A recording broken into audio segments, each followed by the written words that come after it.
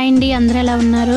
కొన్ని కారణాల వల్ల అయితే ఈ మధ్యన వీడియోస్ అయితే అప్లోడ్ చేయడం లేదండి. దయచేసి ఎవరు కూడా నా ఛానల్ని అయితే మర్చిపోవద్దండి. అయితే ఈరోజు పిల్లల స్నాక్స్ కోసం ఏం చేయాలో తెలియక యూట్యూబ్లో చూసి గోధుమ పిండి హల్వా అయితే చేద్దాం అనుకున్నాను. అయితే నెయ్యిలో గోధుమ పిండి డ్రై ఫ్రూట్స్ ఫ్రై చేసి బెల్లం వాటర్ కూడా రెడీ చేసుకున్నాను.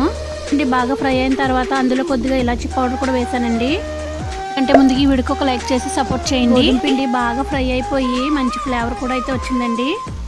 ఈ గోధుమ పిండి హల్వాకి గోధుమ పిండి బాగా ఫ్రై అవ్వడమే పెద్ద ప్రాసెస్ అనుకుంటా.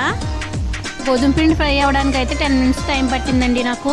అంతా బాగానే ఉంది, కానీ నేనైతే ఒక చిన్న మిస్టేక్ అయితే చేశానండి.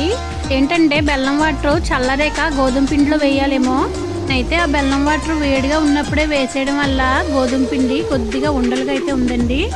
అయితే ఎంత కలిపినా కొంచెం ఉండలుగానే అనిపిస్తుంది. అందులోనే కొద్దిగా నెయ్యి అయితే యాడ్ చేస్తాను. అయినా సరే ఫస్ట్ టైం చేస్తే కొన్ని మిస్టేక్స్ అనేవి వస్తుంటాయి కదండి.